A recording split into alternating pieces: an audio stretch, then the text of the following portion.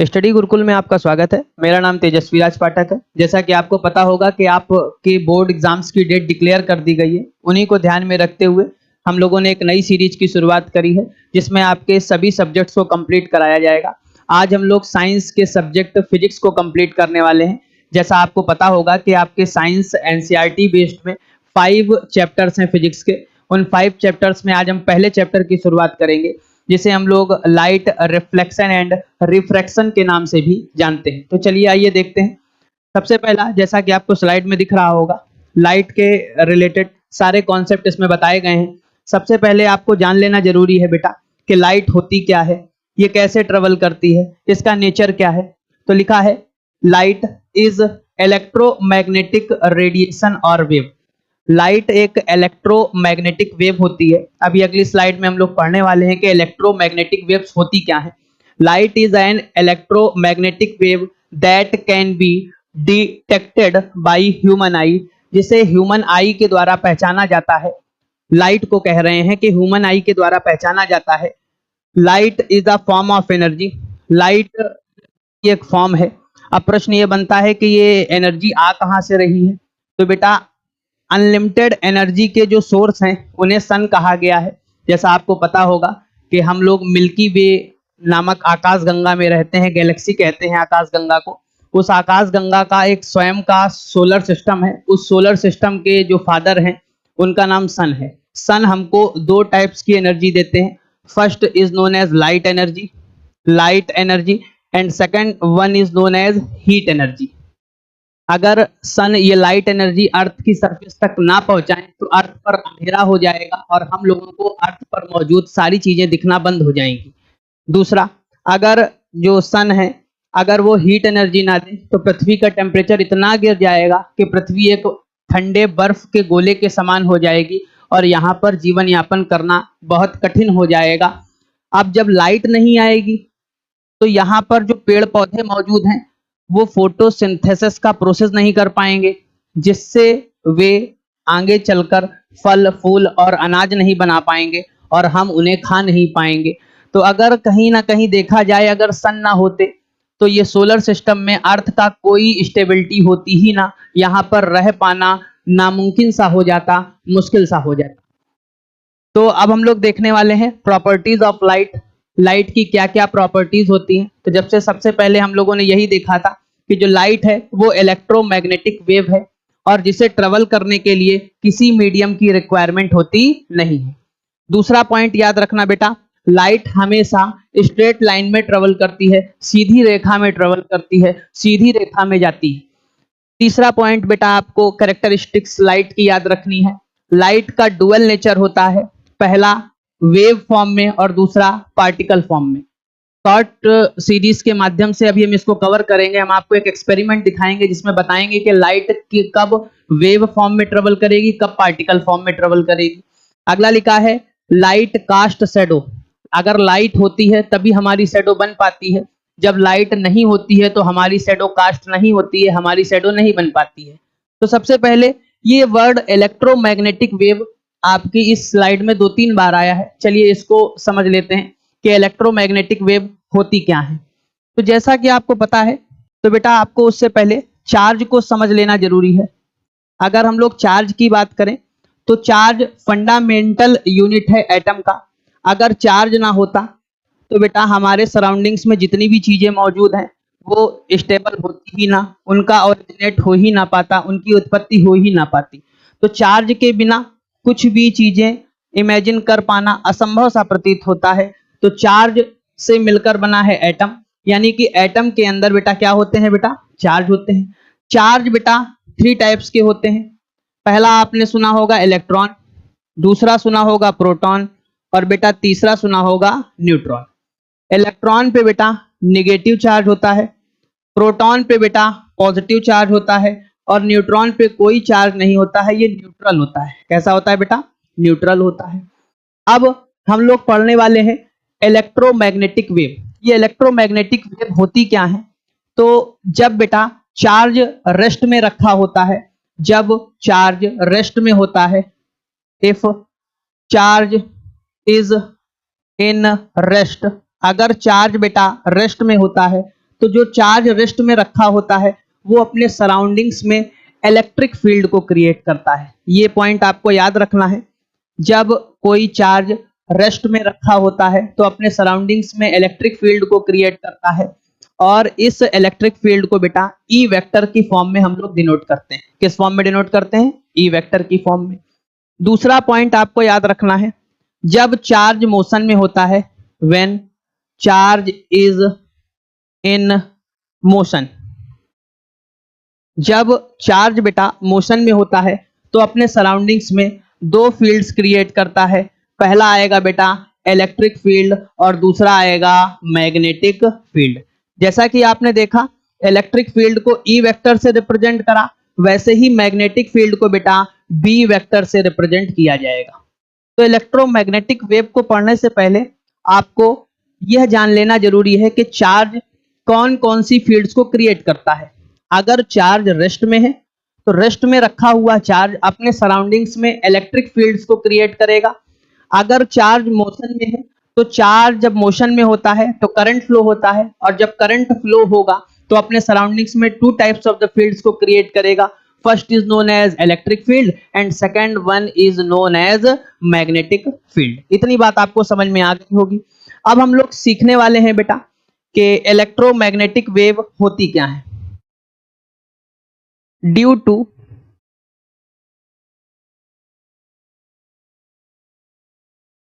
Oscillation of electric field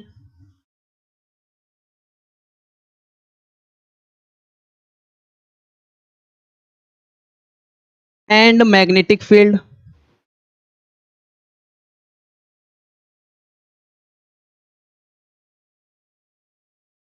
which type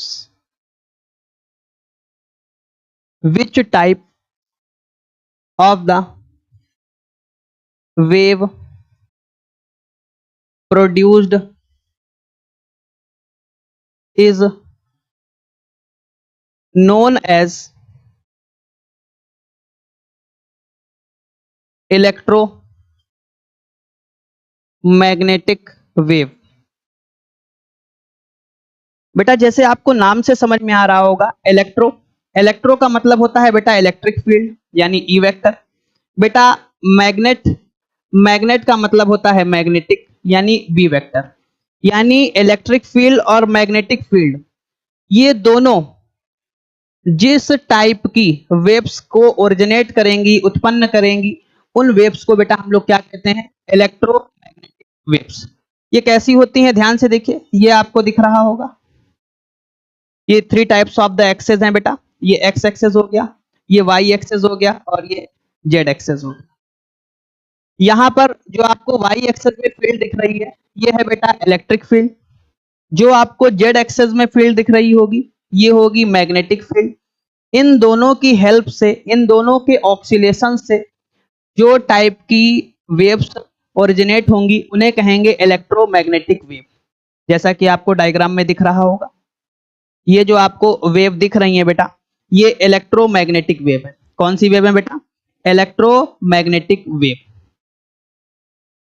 तो electric field और magnetic field, electric field और magnetic field के oscillation से जो वेव्स ओरिजिनेट हुई हैं उन्हें हम लोग क्या कहेंगे बेटा? इलेक्ट्रोमैग्नेटिक वेव कहेंगे। अब इनकी दो से तीन प्रॉपर्टीज जान लेते हैं। पहली properties, they do not require any kind of the medium to travel, यानी कि इन्हें ट्रेवल करने के लिए किसी भी मीडियम की रिक्वायरमेंट नहीं होती है।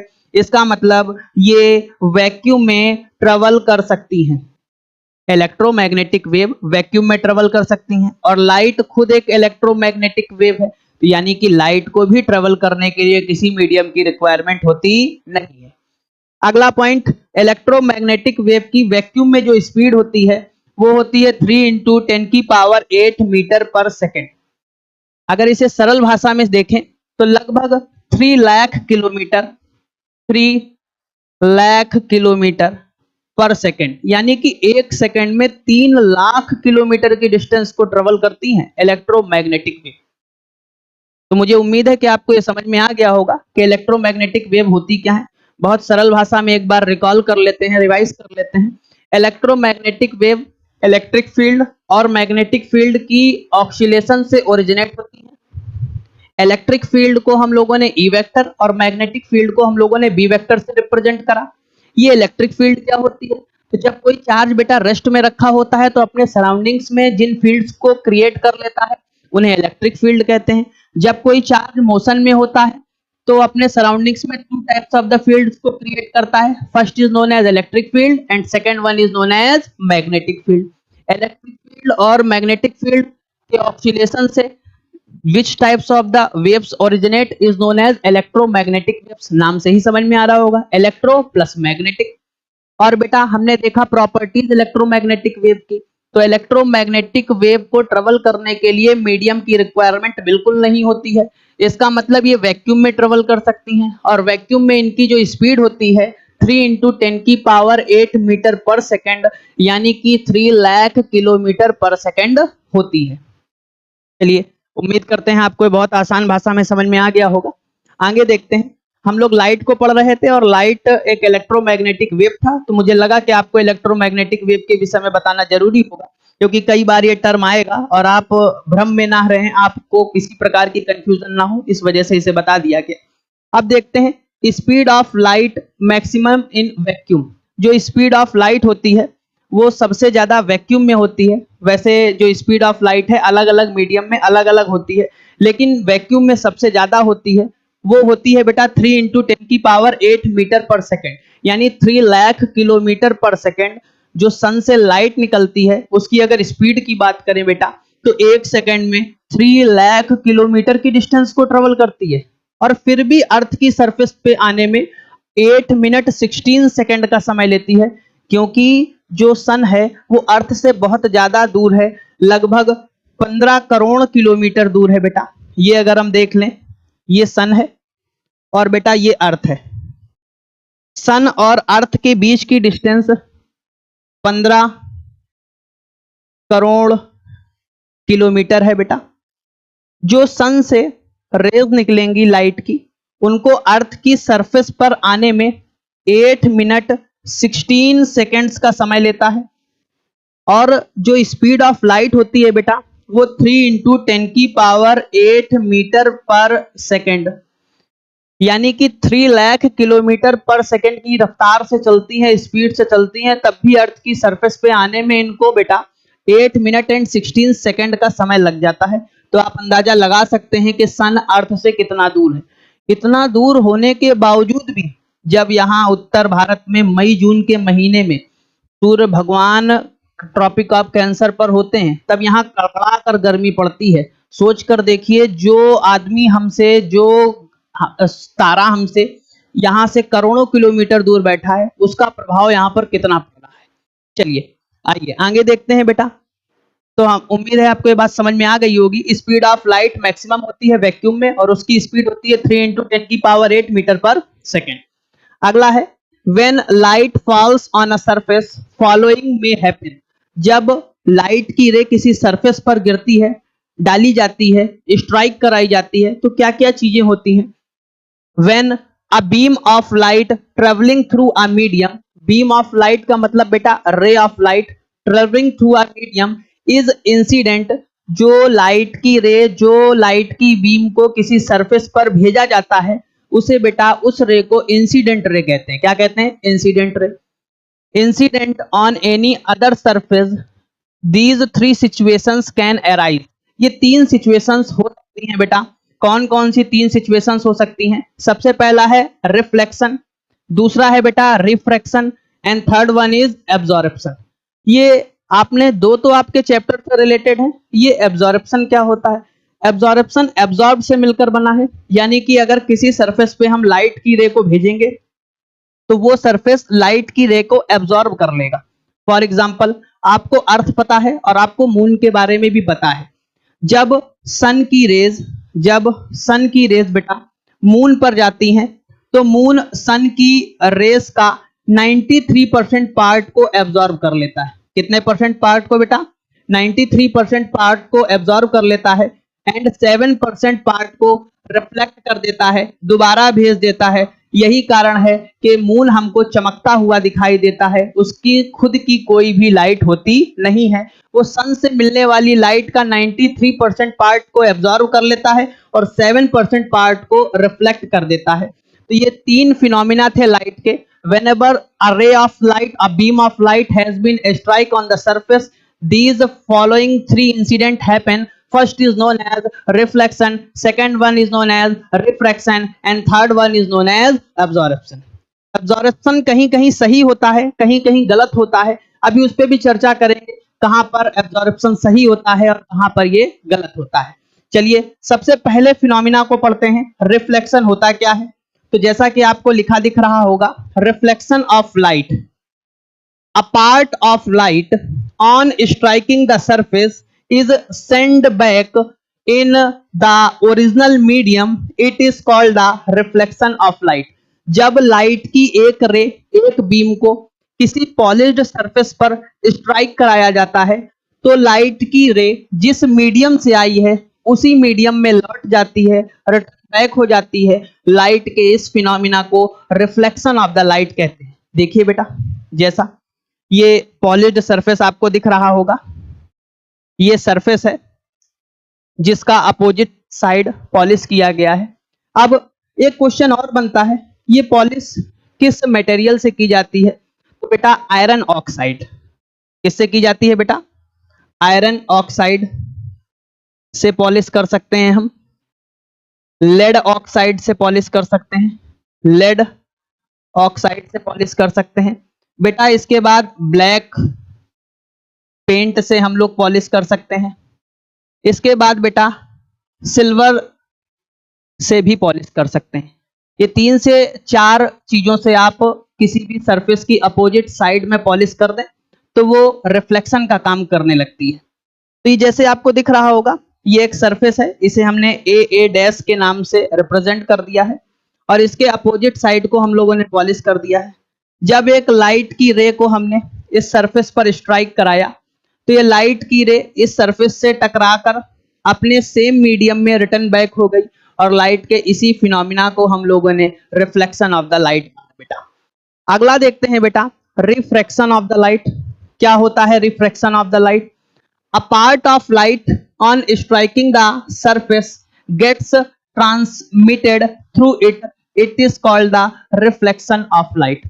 इसका मतलब बेटा, जब लाइट की एक रे को एक मीडियम से दूसरे मीडियम में भेजते हैं तो लाइट की रे उस मीडियम में लौट कर ना आकर दूसरे मीडियम में एंटर हो जाती है और लाइट के इसी फिनोमिना को हम लोग बेटा रिफ्लेक्शन यानी रिफ्रैक्शन ऑफ द लाइट कहते हैं। जब लाइट की एक रे को एक मीडियम से दूसरे मीडियम में एंटर कराया जाता है तो लाइट रिटर्न बैक नहीं होती है और लाइट के इसी फिनोमिना को बेटा हम लोग क्या कहते हैं? Refraction of the light. And third one is known as absorption of the light.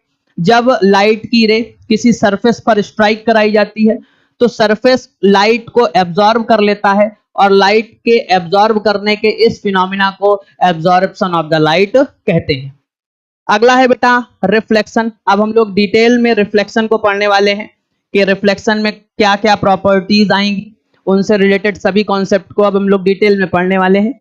तो सबसे पहला लिखा है reflection, the phenomena due to which a beam of light travelling through a certain medium on striking some other surface bounces off from in the some other direction is called the reflection of the light. जब light की रे को किसी polished surface पर strike कराया जाता है तो जिस मीडियम से लाइट एंटर करी है उसी मीडियम में रिटर्न बैक हो जाती है और लाइट के रिटर्न बैक होने के इसी फिनोमिना को बेटा हम लोग रिफ्लेक्शन ऑफ द लाइट कहते हैं। अब जिस सरफेस पर हम लोगों ने लाइट की बीम को स्ट्राइक कराया है वो सरफेस 2 टाइप्स के हो सकते हैं। कितने टाइप के बेटा? 2। पहला है रेगुलर रिफ्लेक्शन। जब लाइट की स्ट्राइक को रेगुलर सरफेस पर स्ट्राइक कराया जाएगा तो इससे होने वाले रिफ्लेक्शन को रेगुलर रिफ्लेक्शन कहेंगे। जब बेटा लाइट की बीम को इर्रेगुलर मतलब उबड़ खाबड़ जो प्लेन नहीं है उस सरफेस पर स्ट्राइक कराया जाएगा तो बेटा बाउंस बैक होने की इस क्वालिटी को इररेगुलर रिफ्लेक्शन कहेंगे। जैसा आपको दिख रहा है रेगुलर रिफ्लेक्शन, ये क्या है? It occurs at the surface of a plane surface. कैसा सरफेस होगा बेटा? सरफेस हमेशा प्लेन रहेगा, फ्लैट रहेगा, लाइक अ प्लेन मिरर। जैसा कि आपको ये इमेज में दिख रहा होगा, ये आपको डायग्राम दिख रहा है, ये सरफेस प्लेन है और ये प्लेन सरफेस मिरर का एग्जांपल लिया गया है। किसका लिया गया है बेटा? मिरर। और मिरर भी कैसा है बेटा? Plane mirror. अभी हम लोग पढ़ने वाले हैं टाइप्स ऑफ द मिरर। ये प्लेन मिरर है। प्लेन मिरर में होता क्या है बेटा? सरफेस फ्लैट रहता है, अपोजिट साइड इसकी पॉलिश की कर दी जाती है। और पॉलिश आपको बता चुके हैं किन किन चीजों से हम लोग पॉलिश कर सकते हैं। लिखा है बेटा it occurs at the surface of plane surface like plane mirror, reflected ray after regular reflection are parallel. जो बेटा लाइट की बीम स्ट्राइक कराई जाती है सरफेस पर, उस रे को इंसिडेंट रे कहते हैं। रिफ्लेक्शन के बाद सेम मीडियम में लौटने वाली रे को बेटा रिफ्लेक्टेड रे कहते हैं। अगर प्लेन सरफेस पर हम लोग रिफ्लेक्शन करा रहे हैं तो ऐसा रिफ्लेक्शन रेगुलर रिफ्रैक्शन कहलाता है। इसमें जो इंसिडेंट रे है और जो रिफ्लेक्टेड रे है आप देख रहे हैं, ये सारी पैरेलल आ रही हैं और पैरेलल जा रही हैं, यानी कि लाइट ऑफ रे को जब स्ट्राइक कराएंगे तो पैरेलल आएंगी और पैरेलल ही चली जाएंगी। अगला है बेटा इररेगुलर रिफ्लेक्शन। इररेगुलर का मतलब जिस सरफेस पर हम लोग रिफ्लेक्शन कराएंगे वो प्लेन ना होकर उबड़ खाबड़ होगा। जैसा आपको दिख रहा है रफ सरफेस है, उबड़ खाबड़ सरफेस है।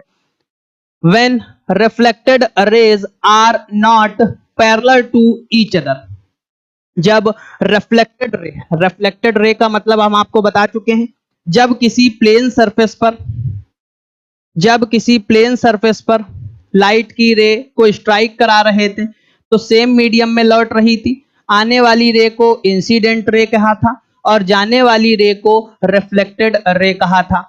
और ये जो सरफेस था ये प्लेन था और इसमें होने वाला रिफ्लेक्शन बेटा रेगुलर रिफ्लेक्शन था। और वहीं इर्रेगुलर की बात करें तो इर्रेगुलर में जो बेटा सरफेस होगी वो रफ होगी, उबड़ खाबड़ होगी। इसमें जो रे आएगी लाइट की उसे इंसिडेंट रे कहेंगे और जो सेम मीडियम में लौट जाएगी उसे रिफ्लेक्टेड रे कहेंगे। ये जो रिफ्लेक्टेड रे हैं बेटा ये पैरेलल नहीं होंगी एक दूसरे के। इंसिडेंट रे तो पैरेलल होंगी पर रिफ्लेक्टेड रे पैरेलल नहीं होंगी। जैसा कि आपको इमेज में दिख रहा होगा इंसिडेंट रे सारी रेस पैरेलल हैं लेकिन रिफ्लेक्टेड रे पैरेलल नहीं है। तो हम लोगों ने रिफ्लेक्शंस के टाइप देखे। पहला था रेगुलर रिफ्लेक्शन, दूसरा था इररेगुलर रिफ्लेक्शन। इन दोनों में बेसिक डिफरेंस को समझा। चलिए आइए आगे देखते हैं। चलिए अब अगला देखते हैं टॉपिक। अगला टॉपिक है बेटा जर्नल डेफिनिशंस अबाउट रिफ्लेक्शन। रिफ्लेक्शन से रिलेटेड जर्नल डेफिनिशंस को समझेंगे, किन किन चीजों की रिक्वायरमेंट होती है, कौन बेसिक फंडामेंटल थिंग्स हैं रिफ्लेक्शन को ऑकर कराने में। सबसे पहला पॉइंट लिखा है बेटा मिरर। मिरर क्या होता है? A smooth polished surface from which regular reflection can take place is called the mirror. जैसा आपको अभी हमने बताया था एक रेगुलर सरफेस होता है और उस रेगुलर सरफेस के अपोजिट साइड में पॉलिश कर दी जाती है। तो पॉलिश करने से बनने वाले ऑब्जेक्ट को हम लोग मिरर कहते हैं। और हमने अभी आपको बताया था कि या तो इसमें आप सिल्वर से पॉलिश कर दें, या तो आप आयरन ऑक्साइड से आप पॉलिश कर दें, या फिर बेटा आप ब्लैक पेंट कर दें। ये तीनों रिफ्लेक्टर का काम करते हैं। अगला है बेटा incident ray. A ray of light which travels towards the mirror is called incident ray. BC is an incident रे इन अ फिगर। बेटा जो लाइट की रे मिरर की तरफ ट्रेवल करती है, मिरर से स्ट्राइक करने के लिए आ रही होती है, उस रे को बेटा इंसिडेंट रे कहते हैं। ये आपकी है बेटा इंसिडेंट रे, जिसे बी और सी से हम लोगों ने रिप्रेजेंट कर दिया। अगला देखते हैं बेटा पॉइंट ऑफ इंसिडेंट। बेटा जो इंसिडेंट रे मिरर की तरफ आ रही है, ये जिस पॉइंट पर आकर मिरर पर स्ट्राइक करती है उस पॉइंट को पॉइंट ऑफ इंसिडेंट कहते हैं। लिखा है the point on the mirror where an incident ray strike is called the point of incident, इसे हम लोगों ने ओ से रिप्रेजेंट कर दिया। और ये बेटा आपको मिरर दिख रहा होगा जिसकी अपोजिट साइड है पॉलिश्ड है बेटा। अगला है बेटा reflected ray, a ray of light which bounces off the surface of the mirror is called the reflected ray। जो लाइट की रे मिरर पर स्ट्राइक हो रही थी उस रे को इंसिडेंट रे कहा। जिस पॉइंट पर ये लाइट मिरर पर मीट कर रही है उसे पॉइंट ऑफ इंसिडेंट कहा। इस पॉइंट ऑफ इंसिडेंट से टकराने के बाद अपने सेम मीडियम में जो लाइट की रे रिवर्स बैक हो गई, लौट गई, उस रे को हम लोगों ने बेटा रिफ्लेक्टेड रे कह दिया। कौन सी रे कह दिया? Reflected ray. लिखा है बेटा normal, the perpendicular drawn at the point of incidence is called the normal. बेटा ये पॉइंट ऑफ इंसिडेंट था जहां पर इंसिडेंट रे आकर मीट कर रही थी मिरर पर, उसी पर अगर हम लोग परपेंडिकुलर ड्रॉ कर दें तो इस परपेंडिकुलर को बेटा हम लोग क्या कहेंगे? नॉर्मल कहेंगे। अगला है बेटा angle of incident. Angle of incidence क्या होता है? इंसिडेंट रे नॉर्मल के साथ जितना एंगल बनाती है उसे एंगल ऑफ इंसिडेंस कहते हैं, जिसे एंगल आई से रिप्रेजेंट कहते हैं। ये लाइट की रे इस मिरर पर स्ट्राइक कर रही है, इस वजह से इस लाइट की रे को इंसिडेंट रे, जिस पॉइंट पर कर रही है उसे पॉइंट ऑफ इंसिडेंस, यहां से स्ट्राइक करने के बाद रिवर्स बैक हो जाएगी तो बेटा इसे रिफ्लेक्टेड रे कहेंगे। अगला है एंगल ऑफ रिफ्लेक्शन। बेटा रिफ्लेक्टेड रे नॉर्मल के साथ जितने एंगल को बनाती है उस एंगल को हम लोग एंगल ऑफ रिफ्लेक्शन कहते हैं, जिसे एंगल आर से रिप्रेजेंट करते हैं। अगला है बेटा glance angle of incidence. The angle the incident ray makes with the mirror is called the glance angle of incidence. Incident ray mirror के साथ जितना एंगल फॉर्म करती है उस एंगल को ग्लैंस एंगल ऑफ इंसिडेंस कहते हैं। ग्लैंस एंगल ऑफ इंसिडेंस कहते हैं। अगला है बेटा glance angle of reflection. The angle which the reflected ray makes with the mirror is called the angle of reflection. यानी कि रिफ्लेक्टेड रे मिरर के साथ जितने एंगल को फॉर्म करती है बेटा उस एंगल को ग्लैंस एंगल ऑफ रिफ्लेक्शन कहते हैं। चलिए एक बार रिकॉल कर लेते हैं, हम लोगों ने बेसिक एप्लीकेशंस एंड पिलर्स को पढ़ा है रिफ्लेक्शन के। तो बेटा जैसा कि आपको दिख रहा होगा ये एक सरफेस है और सरफेस बेटा प्लेन सरफेस है और इसकी अपोजिट साइड हम लोगों ने सिल्वर से, ब्लैक पेंट से, आयरन ऑक्साइड से पॉलिश कर दी है और इसे हम लोगों ने बेटा मिरर कहा है। क्या कहा है बेटा? मिरर कहा है। एक लाइट की बीम इस पर हम लोगों ने स्ट्राइक कराई, तो जो लाइट की बीम हम लोगों ने मिरर पर स्ट्राइक कराई उसे हम लोगों ने इंसिडेंट रे कह दिया। जिस पॉइंट पर ये रे मिरर पर मीट करती है उसे पॉइंट ऑफ इंसिडेंस कह दिया बेटा।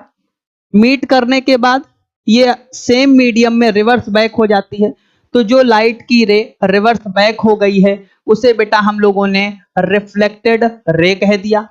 बेटा जहां पर इंसिडेंट रे मिरर पर मीट कर रही है उसी पर एक परपेंडिकुलर ड्रॉ कर देंगे, तो इस परपेंडिकुलर को बेटा हम लोगों ने नॉर्मल कह दिया। बेटा नॉर्मल और इंसिडेंट रे के बीच में जो एंगल बनता है उसे एंगल आई यानी एंगल ऑफ इंसिडेंस कहते हैं। बेटा रिफ्लेक्टेड रे के नॉर्मल के साथ बनने वाले एंगल को एंगल ऑफ रिफ्लेक्शन यानी एंगल आर कहते हैं। मिरर और इंसिडेंट रे आपस में मीटअप करके जिस एंगल को फॉर्म करते हैं उसे ग्लैंस एंगल ऑफ इंसिडेंस कह दिया। रिफ्रैक्टेड रे मिरर के साथ जिस एंगल को फॉर्म करते हैं उसे ग्लैंस एंगल ऑफ रिफ्लेक्शन कह दिया। उम्मीद करते हैं आपको इतनी बात समझ में आ गई होगी। अगला बेटा हम लोग पढ़ने वाले हैं इमेज। इमेज से पहले हम लोग पढ़ेंगे laws of reflection. Most important है बेटा रिफ्लेक्शन के लॉज, जो कि दो होते हैं। पहला लिखा है angle of incidence is equal to angle of reflection, यानी कि जो लाइट की रे नॉर्मल के साथ एंगल बना रही थी इसे एंगल ऑफ इंसिडेंट यानी एंगल आई कह दिया था, और एंगल ऑफ रिफ्लेक्शन, यानी कि रिफ्लेक्टेड रे नॉर्मल के साथ जो एंगल फॉर्म कर रही थी उसे एंगल आर कह दिया। ये दोनों आपस में इक्वल होते हैं, पहला रूल ये हो गया। दूसरा रूल क्या कहता है, the incident ray, the reflected ray and the normal at the point of incident are lies in a same plane. मतलब क्या कहता है, ये मिरर है, ये इंसिडेंट रे है, ये नॉर्मल यहां पर आपको दिख जाएगी और ये आपको रिफ्लेक्टेड रे दिख जाएगी। तीनों सेम एक्सेस पर हैं, आपको दिख रहा होगा, सेम लाइन पर मीटअप कर रहे हैं। तो ये दूसरा रूल हो गया कि the incident ray, the reflected ray and the normal at the point of incident are lie in a same plane. ये तीनों ही सेम प्लेन पर लाई करते हैं। ये टू रूल्स हैं और ये रूल्स हैं लॉज ऑफ रिफ्लेक्शन से रिलेटेड। चलिए आइए देखते हैं, कुछ इंपॉर्टेंट पॉइंट है। पहला इंपॉर्टेंट पॉइंट है, silver metal is one of the best reflectors of light. Light को सबसे ज्यादा रिफ्लेक्ट करने का काम कौन सी मेटल करती है, सिल्वर मेटल करती है। इसी वजह से हमने शुरुआत में आपको बताया था कि प्लेन मिरर की अपोजिट साइड में अगर आप सिल्वर से पॉलिश करते हैं तो लगभग 99.99% लाइट की रेस को वो रिवर्स बैक कर देती है, और रिवर्स बैक करने के फिनोमिना को क्या कहते हैं, रिफ्लेक्शन। और जो रिफ्लेक्शन करने का काम करते हैं उन्हें बेटा रिफ्लेक्टर्स कहते हैं। क्या कहते हैं, रिफ्लेक्टर्स। दूसरा लिखा है, a ray of light which incident normally on the mirror is reflected back along on its path। Simple सी बात है कि जब लाइट की एक रे को स्ट्राइक कराया जाएगा किसी पॉलिश्ड सरफेस पर तो वो अपने सेम पाथ पर लौट जाएगी, और इसे ही हम लोग रिफ्लेक्शन कहते हैं। अगला है, laws reflection can be applied all kinds of the reflecting surface. सभी प्रकार की रिफ्लेक्टिंग सरफेस पर ये लॉज ऑफ रिफ्लेक्शन एप्लीकेबल होते हैं, मतलब वहां पर सिद्ध होते हुए दिखते हैं। चलिए देखते हैं इमेज क्या होती है। It is a point where at least two light rays actually meet, जहां पर दो लाइट की रे या तो इन रियलिटी मीट होती हैं या ऐसा लगता है कि ये मीट हो रही हैं, तो वहां पर कौन फॉर्म होता है बेटा, इमेज फॉर्म होती है। तो इमेज को फॉर्म करने के लिए मिनिमम कितनी लाइट की रे होनी चाहिए बेटा, टू लाइट की रे होनी चाहिए। अब टाइप्स ऑफ द इमेज देख लेते हैं बेटा। पहली है रियल इमेज और दूसरी कौन सी है, virtual image. Types of the image में अगर हम लोग देखें तो इमेज के कितने टाइप हैं, two types of the image has been described. First is known as real image and second one is known as virtual image. क्या होती है real image, if the light ray coming from a point actually meet after reflection. एक light की ray reflection के बाद actual में meet करती है, और एक्चुअल में जिस दूसरी लाइट की रे से जहां पर मीट करेगी वहां पर जो इमेज फॉर्म होगी उस इमेज को क्या कहेंगे बेटा, रियल इमेज कहेंगे। लिखा हुआ है प्रॉपर्टीज में, when light rays actually meet, जब इन रियलिटी मीट करती है लाइट की रे, और कितनी लाइट की रे जरूरी है बेटा, मिनिमम 2। अगला है, can be obtain on screen. Real image को स्क्रीन में ऑब्टेन किया जा सकता है। जैसे आप लोग सिनेमा हॉल जाते हैं, आप पिक्चर देखने, मूवी देखने जाते हैं, तो वहां पर जो आपको इमेज दिख रही होती है वो कैसी दिख रही होती है बेटा, रियल इमेज होती है। अगला बेटा, रियल इमेज हमेशा इन्वर्टेड होगी। इन्वर्टेड का मतलब होता है उल्टी होगी, अभी देखेंगे कैसे अपोजिट होगी।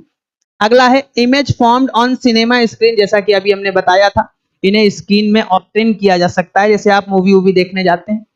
अगली है बेटा वर्चुअल इमेज। वर्चुअल इमेज क्या होती है, if light ray coming from a point, light की रे एक पॉइंट से आ रही होती है और एक्चुअल में मीट नहीं करती है, अपीयर टू मीट, ऐसा लगता है कि मीट कर रही है, वहां पर जो इमेज फॉर्म होती है बेटा, ऐसी इमेज को हम लोग क्या कहते हैं, वर्चुअल इमेज कहते हैं।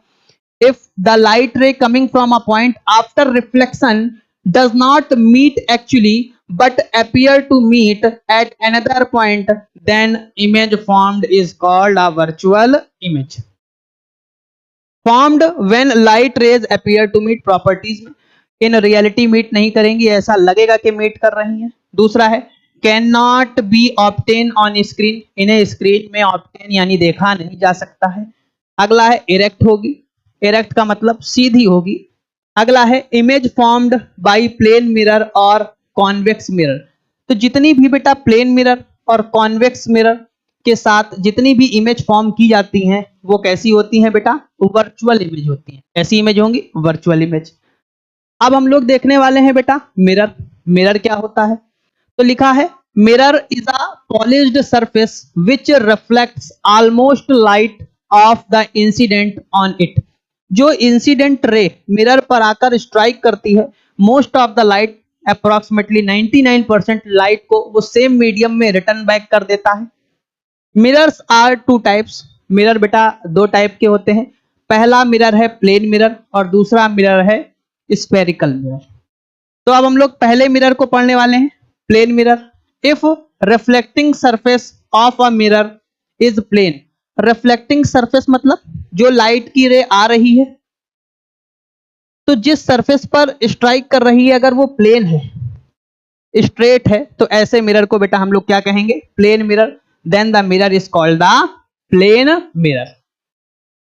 अब हम लोग देखने वाले हैं इमेज से रिलेटेड।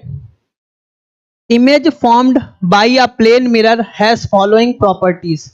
जो इमेज फॉर्म की जाती है प्लेन मिरर द्वारा, प्लेन मिरर जितने भी टाइप्स की इमेज को बनाता है वो कौन कौन सी प्रॉपर्टीज को होल्ड करती है? पहली, it always virtual and erect. तो जो प्लेन मिरर इमेज बनाएगा वो वर्चुअल होगी और इरेक्ट होगी, वर्चुअल होगी और इरेक्ट होगी। लिखा है the size of the image is equal to the size of the object.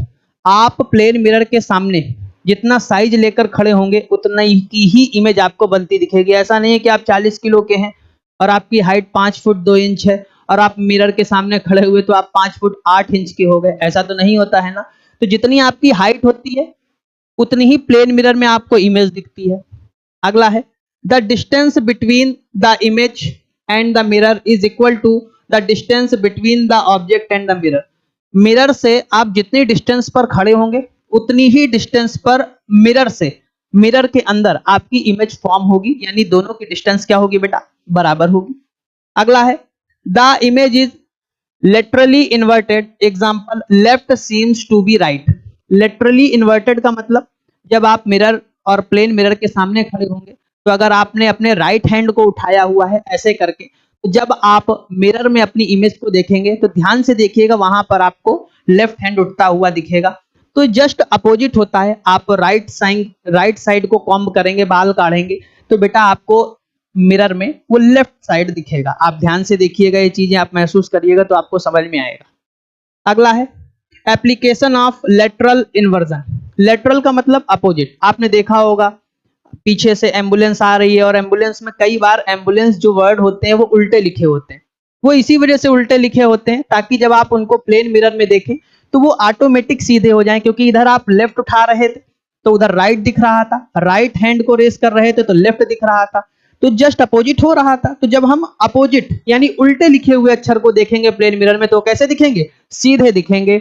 इसी को हम लोग लेटरल इन्वर्जन के नाम से जानते हैं। जैसा आपको इमेज में दिख रहा होगा, ये एम्बुलेंस उल्टा लिखा हुआ है, एम्बुलेंस उल्टा लिखा हुआ है, और जब आप इसे देखते हैं तो आपको कैसा दिखता है बेटा? सीधा दिखाई देता है। अगला है so that it can be read correctly in the rear view mirror of vehicle going in front of it. यानी उसके सामने से जो गुजर रहा है, निकल रहा है व्हीकल, उसमें आसानी से इसे देखा जा सकता है। Uses of plane mirror. Plane mirror का यूज कहां कहां किया जाता है? तो plane mirrors are commonly used in looking glass, खुद को देखने के लिए। जब तैयार हो जाते हैं आप, कहीं पार्टी आर्टी में जा रहे होते हैं, तो वहां पर जाने से पहले आप अपने एक बार ऊपर से नीचे तक निहारते हैं कि ठीक तो लग रहे हैं। 10 लोगों से पूछते भी हैं, अरे ठीक लग रहे हैं कि नहीं लग रहे हैं। तो प्लेन मिरर में हम लोग देखते हैं इन मेकिंग पेरिस्कोप्स। अभी हम लोग इसको पढ़ने वाले हैं कि प्लेन मिरर का यूज पेरिस्कोप्स में कहां पर होता है। अगला है डेंटल डॉक्टर्स, दांत के डॉक्टर्स। आप लोग देखे होंगे कितना बड़ा इक्विपमेंट लेते हैं, उसको आपके दांत में फंसाकर ऐसे देखने का काम करते हैं। तो बेटा डेंटल डॉक्टर्स, दांत के डॉक्टर भी प्लेन मिरर का यूज करते हैं। दूसरा है व्हीकल्स हेडलाइट। गाड़ियों की जो हेडलाइट होती है उसमें भी प्लेन मिरर का यूज किया जाता है। हेडलाइट जहां पर लाइट जलती है आगे रोशनी करती हुई जाती है। अगला है टॉर्च, टॉर्च में भी प्लेन मिरर का यूज किया जाता है। और लास्ट है सेविंग, दाढ़ी आड़ी बनाने में भी प्लेन मिरर का यूज किया जाता है। ध्यान से देखिएगा, आप घर में रखे हुए शीशों का यूज करते हैं। जैसा कि आपको इमेज में दिख रहा होगा, ये एक फिगर है, कॉन्फ़िगरेशन है। इसका यूज कहां किया जाता है? बेटा आपने सबमरीन्स का नाम सुना होगा, सबमरीन्स। ये फोर्सेस द्वारा यूज की जाती हैं और ये इनसाइड वाटर ट्रेवल करती है, इनसाइड वाटर ट्रेवल करती हैं। अब जब ये इनसाइड वाटर ट्रेवल करेंगी तो जो वाटर के ऊपर शिप्स चल रहे होंगे उनको देखने के लिए ये प्लेन मिरर का यूज करती हैं।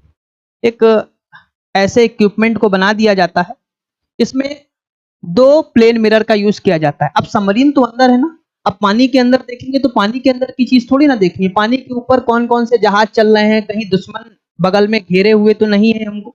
उन सबको देखने के लिए इस शेप का यूज करते हैं। इसको सबमरीन में बैठा हुआ अंदर जो कंट्रोल कर रहा है वो देखता है और इसमें 2 प्लेन मिरर का यूज किया जाता है। कितने मिरर बेटा? 2। ये पहला प्लेन मिरर आपको दिख रहा होगा और ये दूसरा प्लेन मिरर है। दोनों एक दूसरे से 45 डिग्री के एंगल पर रखे जाते हैं।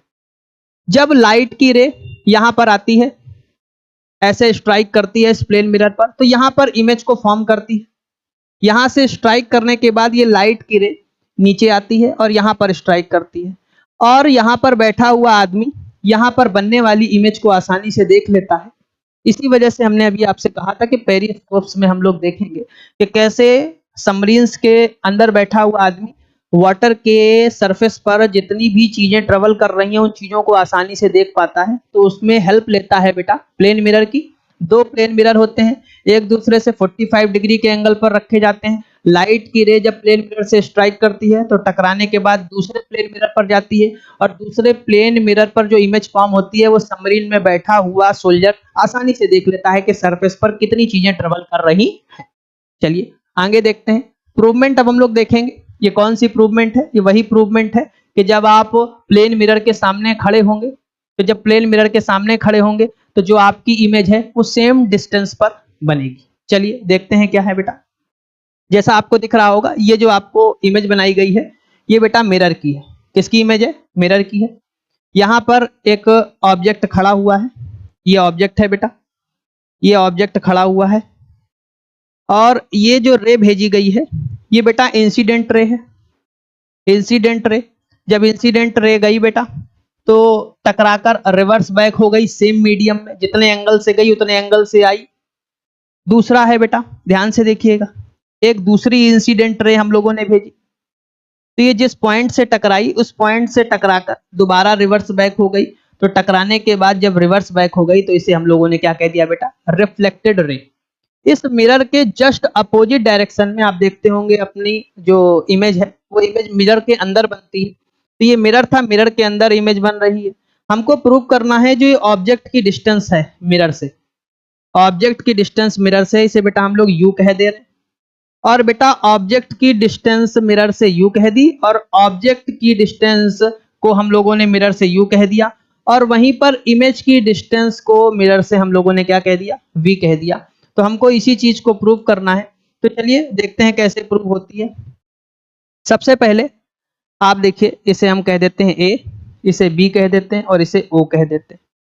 इसे बेटा हम लोग ए डैश कह देते हैं और इसे क्या कह देते हैं? B dash. तो 2 ट्रायंगल लेते हैं, उससे पहले हम लोग लिख देते हैं कि हमको प्रूव क्या करना है। To prove O A is equal to O A dash, हम लोगों को बेटा ये प्रूव करना है। इसको प्रूव करने से पहले हम लोग 2 चीजों को जान लेते हैं। इंसिडेंट रे नॉर्मल के साथ जो एंगल बनाएगी उसे एंगल आई कहेंगे। रिफ्लेक्टेड रे नॉर्मल के साथ जो एंगल बनाएगी उसे एंगल आर कहेंगे। अब इसी लाइन को आगे एक्सटेंड कर देंगे अगर हम लोग बेटा, तो ये आपको दिख रहा होगा एंगल आई। अगर ये एंगल आई है तो ये भी बेटा क्या हो जाएगा? एंगल आई। बेटा ये वाला एंगल आर है तो ये भी हो जाएगा एंगल आर। जैसा आप लोग जानते होंगे वर्टिकली अपोजिट एंगल, कौन से एंगल होते हैं बेटा? वर्टिकली अपोजिट एंगल जो होते हैं, वर्टिकली अपोजिट एंगल होते हैं बेटा। चलिए आइए देखते हैं। In triangle O A B and O A dash B dash, इन 2 ट्रायंगल को ले रहे हैं बेटा। पहला ट्रायंगल लिया है ओ ए बी और दूसरा ट्रायंगल लिया है ओ ए डैश बी डैश। जैसा कि आपको हम पहले ही बता चुके हैं, जो आपकी हाइट है वो कभी भी चेंज होगी नहीं। आप मिरर के सामने खड़े होंगे तो A B is equal to A dash B dash, ये तो आपको पता ही था और ये हमको प्रूव करना था। ये हम लोगों को बेटा क्या करना था? प्रूव करना था। तो चलिए आइए देखते हैं। सबसे पहला हम लोगों ने देखा ये एंगल आई था और ये था बेटा एंगल आर। तो ये दोनों angle, angle I is equal to angle R, तो आपको पता है लॉ ऑफ रिफ्लेक्शन से आ गए बेटा। पहली चीज ये समझ में आ गई होगी। दूसरा बेटा क्या है? दूसरा है बेटा A B is equal to A dash B dash. ये दो चीजें तो आपको बहुत अच्छे से समझ में आ गई होंगी। अब हम लोग ट्रायंगल ओ ए बी में टेन थीटा अप्लाई करेंगे। क्या अप्लाई करेंगे बेटा? Tan theta. तो tan theta in triangle O A B, तो टेन थीटा होता क्या है बेटा? Perpendicular upon base. तो परपेंडिकुलर कितना है बेटा? ए बी, और बेस कितना है बेटा? ए ओ। सेम एज इट इज बेटा इस ट्रायंगल में भी अप्लाई करेंगे। Triangle O A dash B dash, इसमें भी बेटा हम लोग टेन थीटा अप्लाई करेंगे। जब टेन थीटा अप्लाई करेंगे तो आएगा परपेंडिकुलर यानी ए डैश बी डैश, और डिवाइड बाई बेटा क्या आएगा? O A dash. ध्यान से देखिए, A dash B dash divide by O A dash. उम्मीद करते हैं आपको इतनी बात समझ में आ गई होगी। अब दोनों टेन थीटा है बेटा, तो इसे इक्वेशन फर्स्ट कंसीडर करें और इसे equation second. Left hand side बराबर है बेटा, तो राइट हैंड साइड भी हम लोग क्या करा लेंगे? बराबर करा लेंगे। तो ए बी अपॉन